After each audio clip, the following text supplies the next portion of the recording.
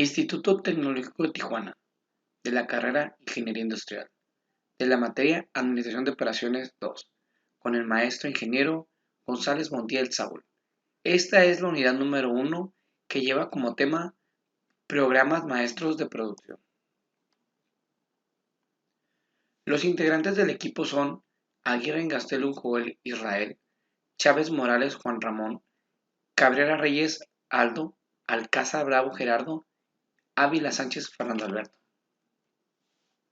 Introducción.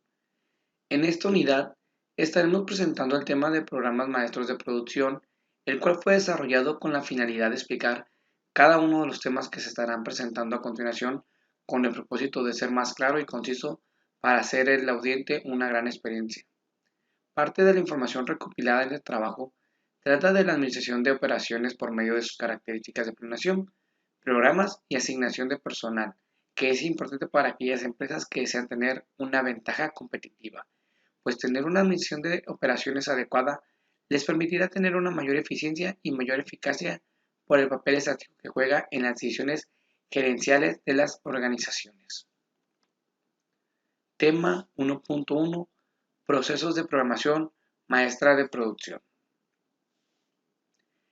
La programación maestra de producción, conocida en sus sílabas en inglés como Master Production Schedule (MPS), formaliza el plan de producción y lo convierte en requerimientos específicos de materias primas y capacidad. Entonces deben de ser evaluadas las necesidades de mano de obra, materia prima y equipo para cada trabajo. Por esto, la MPS maneja la producción entera y el sistema de intervalos estableciendo metas de producción específicas y respondiendo a la retroalimentación de todo el flujo de operaciones. Para tener una buena programación maestra de producción es importante conocer las siguientes funciones, que vienen siendo, número 1, traducir planes agregados en artículos finales específicos. Esto quiere decir tener un buen plan de cada uno de los artículos que se van a producir dentro de una empresa. Número 2, evaluar alternativas de programación. El fin de esto es tener diferentes alternativas para la programación de los diferentes artículos que se puedan manejar. Número 3, generar requerimientos de capacidad. Sabemos que todas las empresas están conformadas por áreas y sistemas de producción, los cuales tienen una capacidad. Es importante que cada empresa conozca sus capacidades para no dar un número falso a un cliente. Facilitar procedimientos de información, mantener las proyecciones válidas. Número 5. Utilizar la capacidad con efectividad. Esto quiere decir que tenemos que tener en cuenta que nuestras capacidades tenemos que aprovecharlas al 100% para dar una mejor producción y de esta manera cumplir con los requerimientos en forma y tiempo.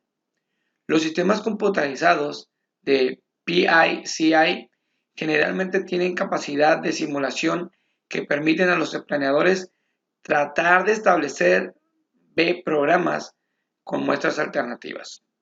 A continuación, mis compañeros seguirán con los demás puntos. Subtema 1.2. Interfaces funcionales. Las interfaces funcionales son operaciones que necesitan información de otras áreas funcionales para desarrollar un MPS o Master Production Schedule, con el cual sea posible alcanzar los objetivos y las metas de organización incorporadas al plan de producción. Aun cuando los programas maestros de producción estén sometidos a continua revisión, los cambios deberán hacerse con pleno conocimiento de sus consecuencias.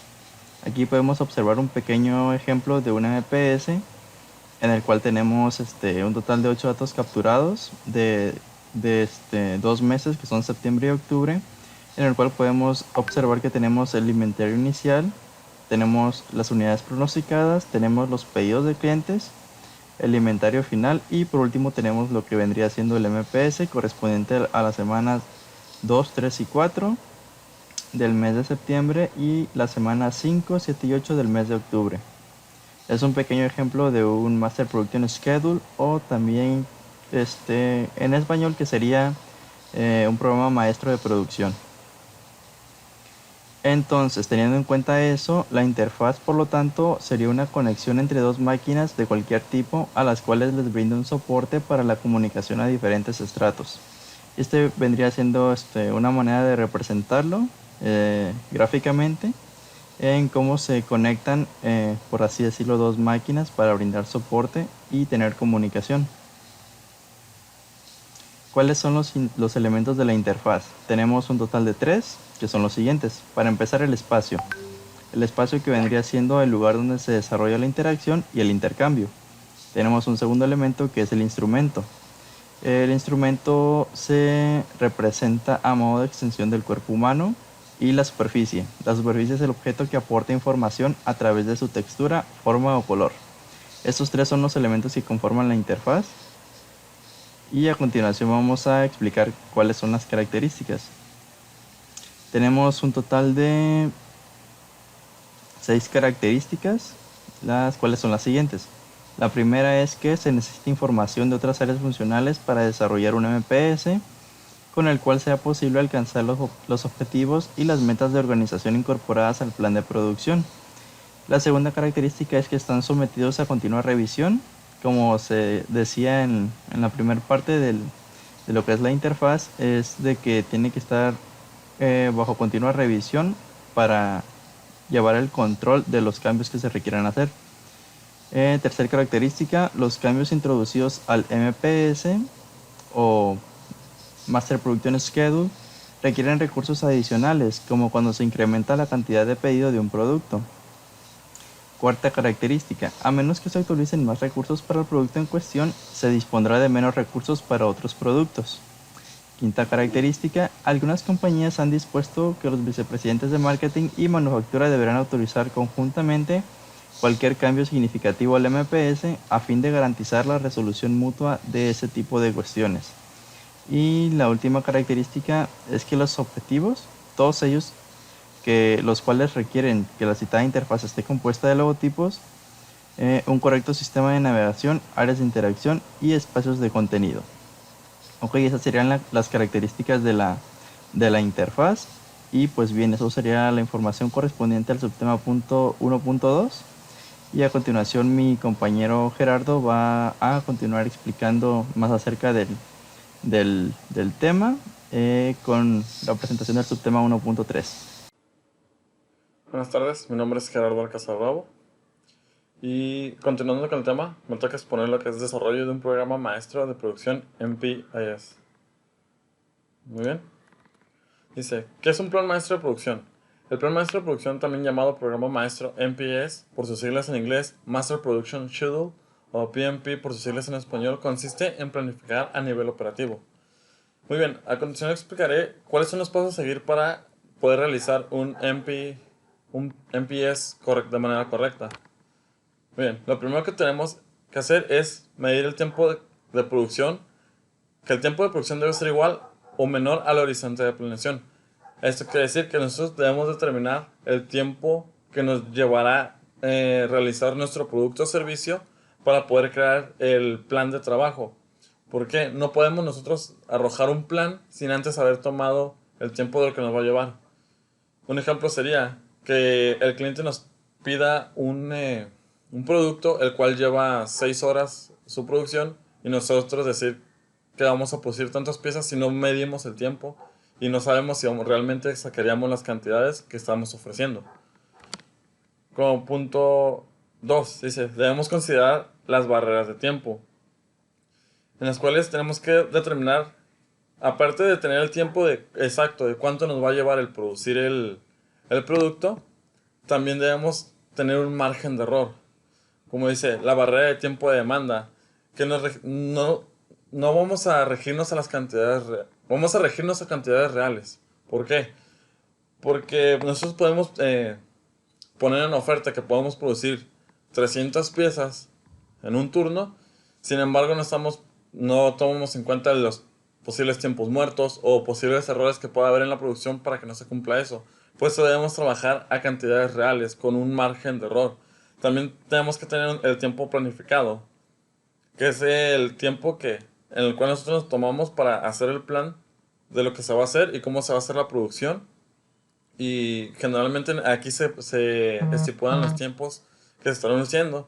Y de igual manera tiene que tener un periodo de tiempo flexible. ¿Por qué? Tiene que tener mínima flexibilidad, ya que al momento que nosotros estamos aplicando, si hay algún cambio o algún error que cometimos, podemos cambiarlos en ese momento por la flexibilidad que estamos dejando.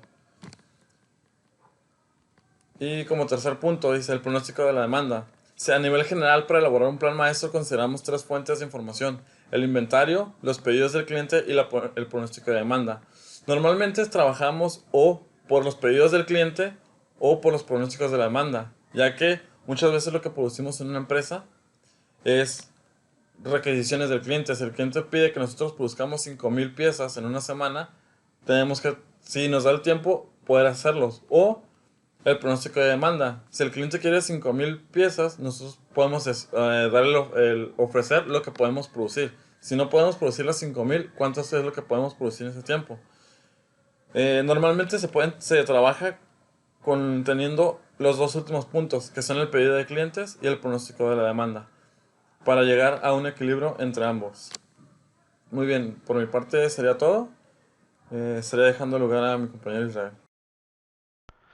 La sección 1.4 del tema planeación agregada está con el subtema cantidades disponibles para promesas.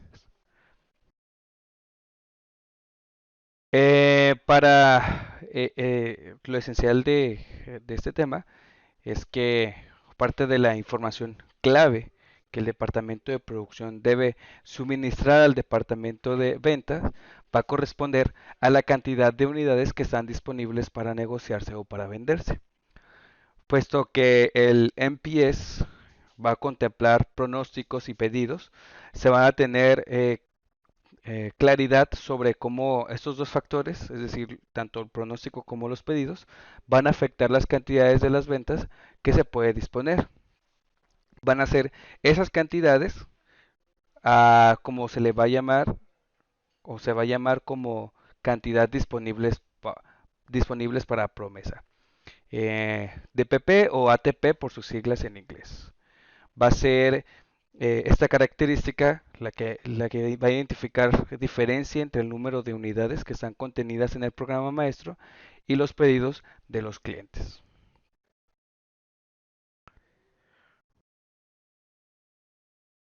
Sobre el inventario, se puede decir que no siempre determina las cantidades disponibles para promesa, porque en muchas ocasiones va a ser ese inventario final quien se va a estimar, va a cubrir los pedidos reales de periodos posteriores que son pedidos firmes y que por lo tanto no nos pueden limitar nuestra capacidad de oferta. Para poner un ejemplo sobre cómo funciona las cantidades disponibles de promesa. Vamos a suponer que el programa maestro va a indicar que se van a hacer 100 unidades del colchón modelo 538 en la semana 7. Si el cliente empresarial indica que solo se han vendido 65 colchones, el grupo de ventas tiene otros 35 colchones disponibles para prometer la entrega en esa semana. Puede ser una herramienta poderosa para coordinar las actividades de ventas y producción. Vamos a ver a continuación otro ejemplo para que quede un poco más claro. Eh, para saber cuál va a ser la cantidad disponible para promesa, pues se va a tomar en cuenta la fórmula que se indica en esta parte de abajo a pie de nuestra tabla. Entonces ahí se nos dice que va a ser igual la cantidad disponible de promesa al inventario inicial más las piezas que están o las unidades que están en el programa maestro de producción menos el pedido hasta nuevo MPS. Por ejemplo, si vemos lo que se indica en la semana 4, decimos que va a ser el inventario inicial, es decir, 100 unidades, más el MPS, menos los pedidos, y nos da el resultado de 1700. Y así con las semanas restantes que nos darán el resultado del DPP. Buenas tardes, mi nombre es Juan Ramón Chávez Morales. Dando continuidad a nuestra exposición, pasamos al tema 1.5, congelación del MPS. El MPS es esencial para mantener niveles de servicio y estabilizar la producción. Debemos de tener en cuenta que cualquier cambio que se realice sobre él se traducirá en gastos y mientras mayor sea el cambio, mayor será el gasto. Es por ello que es muy común que las empresas congelen el inicio de sus MPS para que éste no altere el modelo de forma significativa y no gastar recursos de manera inadecuada. Congelar el MPS es el mejor camino para reducir la inestabilidad y reducir los costes totales. Por ello hay que calcularlos bien. El inventario de seguridad es utilizado para enfrentar la incertidumbre en la demanda y mantener altos niveles de servicio. El programa maestro de producción es el fundamento de todos los programas referentes a elementos finales, subconjuntos, componentes y materiales. Entonces se dice que la congelación del MPS es una estrategia en la cual no se permite que se le hagan cambios al MPS o una parte de este. El objetivo siempre es reducir los costos y no impactar de manera significativa la producción.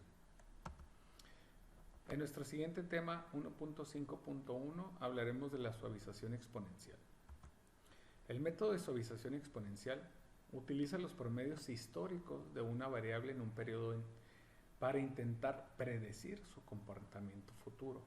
El objetivo principal es predecir qué va a pasar y lo que hace es suavizar la serie temporal, buscando reducir las fluctuaciones y conseguir observar una tendencia que a veces no está clara a simple vista. Es muy utilizado sobre todo en previsión en ventas y ha demostrado una eficacia más aceptable.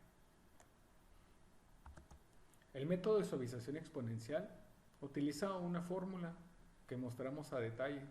Incluye una demanda real, DO, y un pronóstico, PO.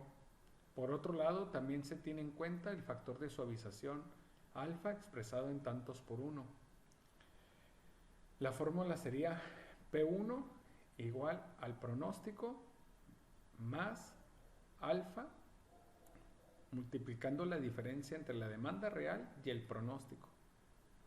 Como lo podemos observar, es el objetivo suavizar la serie, donde, repasando la fórmula, sumamos el pronóstico del periodo anterior, la diferencia entre este y la demanda, multiplicados por el factor de suavización alfa.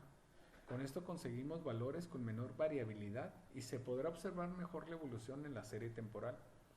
Es decir, buscamos predecir el comportamiento de demanda de un producto con referencia a sus antecedentes históricos.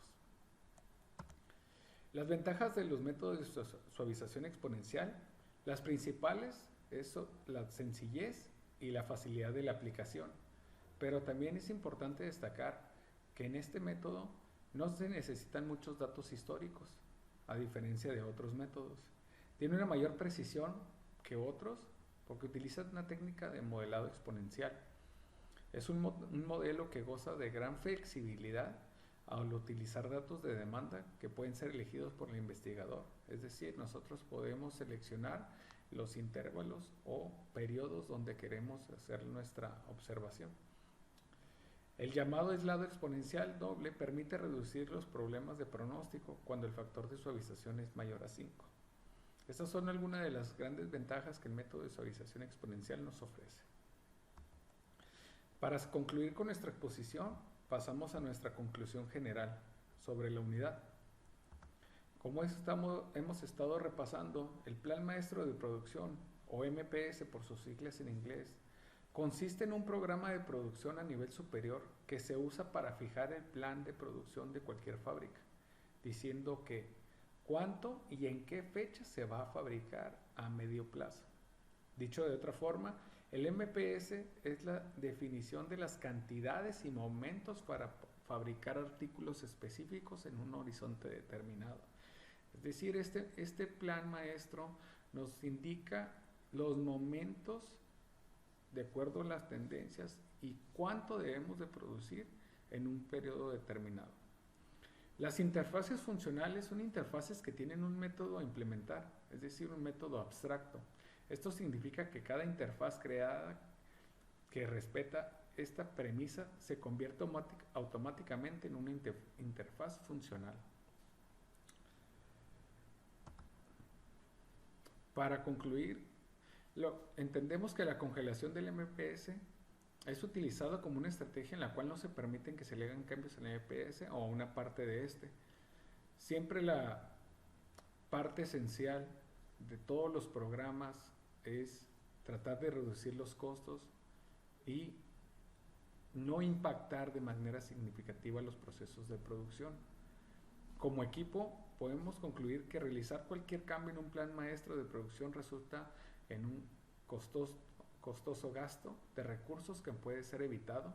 Sin embargo, algunas veces es necesario realizar cambios a los modelos porque así lo exige la industria, pero al hacerlo supondrá grandes costos. Es por ello que se decide congelar una parte del MPS de esta forma para llevar a cabo la menor cantidad de cambios y no tirar recursos. Aquí concluimos con nuestra exposición como equipo. Muchas gracias.